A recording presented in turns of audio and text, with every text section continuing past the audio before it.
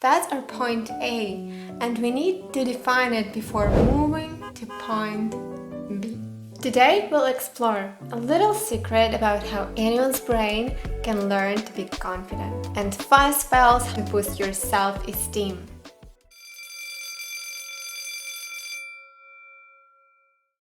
Come on in, witches and wizards, welcome and gather close to my desk. For new students here, I'm Professor Sophie, your guide to practical magic here at Hogwarts. I'm here to help you deal with everyday muggle problems and teach you spells to live softer and happier lives. Wrap yourself in a cozy blanket and soon your cups will fill with something warm. And before we start, if you'd like to attend more lessons like this, go ahead and tap subscribe button. That way, my owl will know exactly where to find you next time. Ready?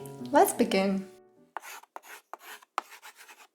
What is self-esteem, really? Many people confuse it with self-worth, but they are not quite the same thing. When your self-worth is strong, it feels like a calm flame inside you. You recover more easily when life throws a hex or two. You set healthy boundaries, you speak to yourself with patience and care. It's about stability, dignity, and a kind of self-trust. But self-esteem, that's different. It's about growth. It's about how you relate to yourself through action. Here's my favorite way to describe it. Self-esteem is your reputation with yourself. Let's pause on that. If you were evaluating someone else's reputation, what would you look at? You wouldn't just take their word for it, right? You would notice what they actually do. Do their words match their actions? Are they consistent over time? You'd also look at context, because sometimes we judge people differently and understand people differently when we see what they've been through. It's the same with your self-esteem. It isn't about looking in the mirror and saying, I'm amazing. No, affirmations aren't gonna help here. It's about the little track record you build with yourself, the moments when you do the hard thing anyway, even when you're scared, or keep going even when you feel behind. Your past cannot be undone, but your future is yours to shape, one small action at a time. From this moment on, you can begin building a new kind of reputation with yourself. So, now that we've laid the foundation, let's get practical. Here are 5 powerful ways to start building your self-esteem in ways that are kind, real, and fully human. Spell number 1. Believe that you can change. Before we move into more practical steps for boosting self-esteem, I want to offer you something even more important. Hope. Because here is something I've noticed in many people who struggle with self-esteem. They are not just unsure of themselves, they are not sure anymore they can change. Somewhere along the way, they gave up on the very idea that things could get better. So, first of all, I want to share a little article from Ravenclaw Tower, How Our Actions Change the Brain. You see, you can't always control your feelings. Fear, hesitation, nervousness, they're just signals from your nervous system, like alarms going off when something feels risky or unfamiliar. But even when those alarms are ringing, you can still choose how to act. And when you act, even a little braver than you feel, your brain pays attention. It starts building tiny bridges between cells in your brain called neurons. These bridges are called synapses. And at first, they are shaking, like stepping stones across a misty forest. But each time you walk across them, they get stronger, more stable. Your brain remembers. Last time we tried this, we survived. Maybe we should do it again. This is called neuroplasticity. It means your brain is always learning, always changing, even now. So, if your first reaction is, I can't do this, that's not the end of the world. Because every small brave step you take is teaching your brain to see the world. Now that you've gathered a bit of hope and encouragement, let's gently move forward. Spell number 2. Know yourself. Yes, Hermione, I know we've been talking about that on our first lesson, and if anyone haven't visited this class, you can revisit it with Time Turner.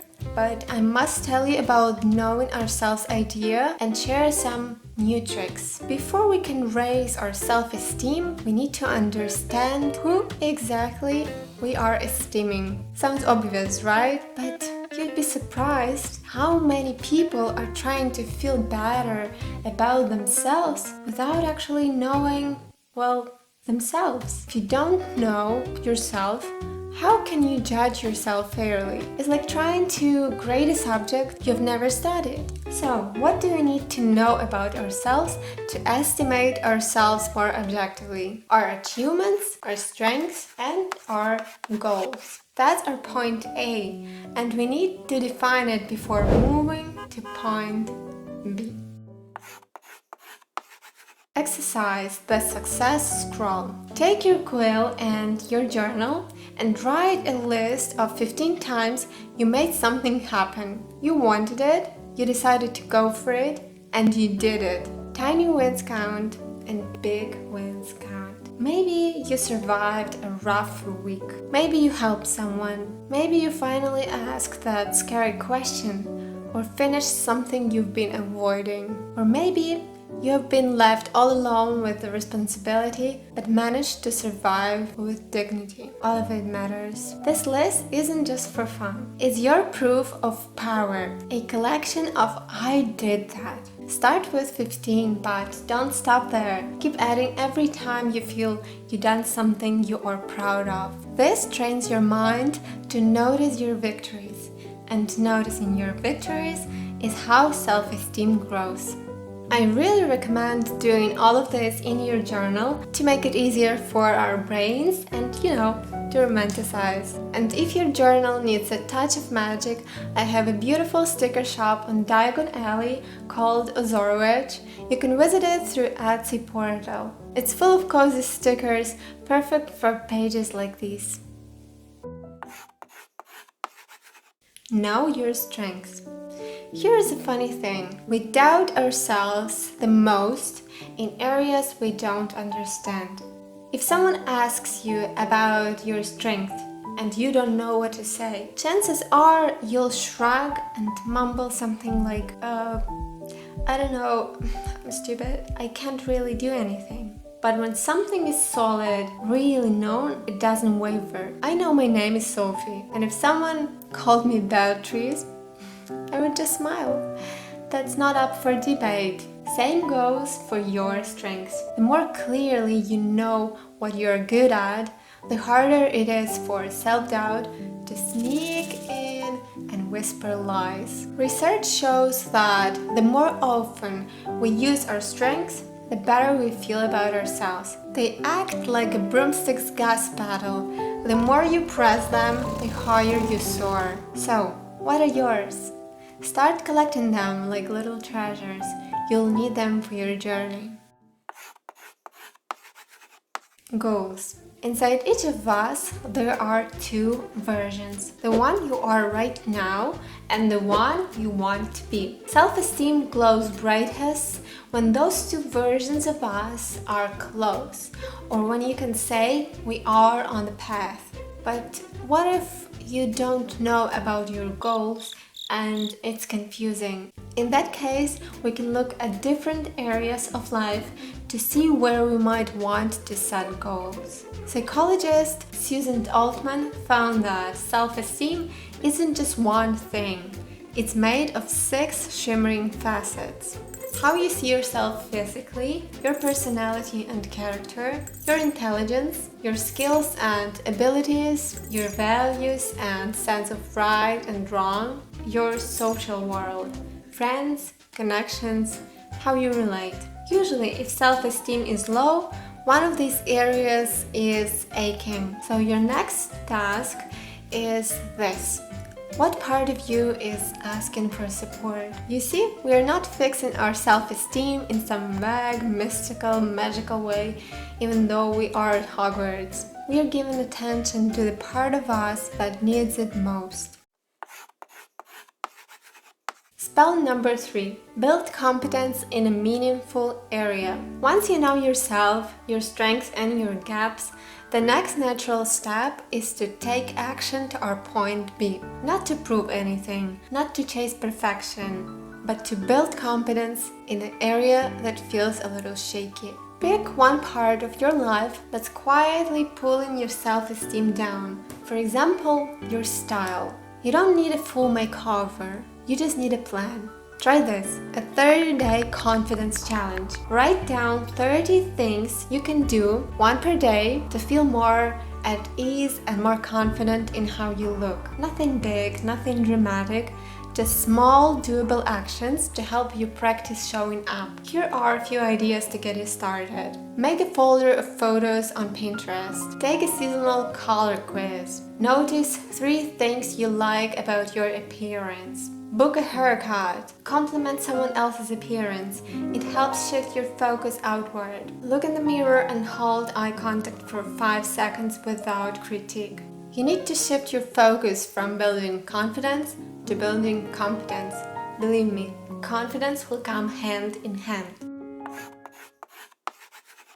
Supportive environment. Alright class, once down, eyes up. Let's talk about something quietly powerful. Something that may be shaping your self-esteem right now, even if you haven't noticed. No. Not the ghosts. Your environment. Your friendships, your family, the people you text with, the people you follow online. All of it matters. Here is a small but powerful reflection. Go person by person in your life and gently ask yourself, how do I feel after I've been around them? Uplifted or drained and discouraged? That answer tells you everything. Because if someone, anyone, makes you feel like you are never enough, you do not need them in your inner circle. And if you can't fully remove that connection due to family, work, or life complications, then you minimize it. Lovingly, firmly, like closing the window when wind gets too cold. Let me tell you something the oldest psychology books and the deepest wizarding scrolls agree on. We are social creatures. From the very beginning of time, our brains have been shaped by the people around us. That's not weakness, it's nature, it's biology. So when you stay in a toxic environment, even if you try to resist, it's like holding up a heavy shield. Every single day, eventually your arms gets tired, the shield drops, and their words, they sneak in. Find people who remind you of your light, who look at your dreams and say, oh yes, that sounds like you. Find those people, even just one. I needed only one person's encouragement in my life to start doing what I'm doing. Because self-esteem isn't built in a vacuum. It grows in response to the world, especially in moments when someone believes in us before we believe in ourselves. So if you find someone like that, a kind friend, a thoughtful partner, a teacher, a fellow little witch or wizard, cherish that bond. Let it grow. Self-esteem cannot grow in poisoned soil. So take your roots, dear students, and plant them somewhere nourishing. Spell number 5. Build emotional courage. We just talked about building competence, but what if fear shows up? Let's say you freeze in conversations. Your heart races, your voice cracks, your thoughts suddenly go on vacation, your body feels sweaty, your mind blank. Believe me, I've been there. The fear whispers, I can't, I'm not that kind of person. This isn't about mastering a skill anymore. This is about emotional courage. Here's my tip, dear students. You don't need to duel a dragon on day 1. Start small. Expand your comfort zone slowly, carefully. Picture this. Your comfort zone is talking to a close friend in the kitchen. Just outside that zone, at the edge, is talking to a stranger at a party, but with your friend nearby. Try to practice this as long as you need, Remember our brain's bridges? We build a familiar path. Slowly, the edge blurs and becomes part of your comfort zone too. Then you move on to the next dot, talking to a stranger at a party, but when your friend goes to the washroom. Scary one. You continue slowly enlarging your circle of comfort until suddenly talking to a stranger at a party with your friend near feels normal. But if you jump too far ahead, you might get overwhelmed, scared, and retreat to your kitchen, never trying again. Be kind to yourself. Help your brain build those bridges without stress. And always remember, don't wait for confidence before taking action. Confidence is born after. Being brave doesn't mean you aren't scared. Being brave means you are scared, really scared, and you do the right thing anyway. For your homework, dear students, choose one tip you liked most today. Don't overwhelm yourself. I would suggest beginning with writing down your achievements. If you have any questions or thoughts, don't be shy, write in the comments. I'll read them all by candlelight in my classroom. And if today's class warmed your heart even a little, tap like and subscribe. Class dismissed, dear students. Close your books, but keep your hearts open.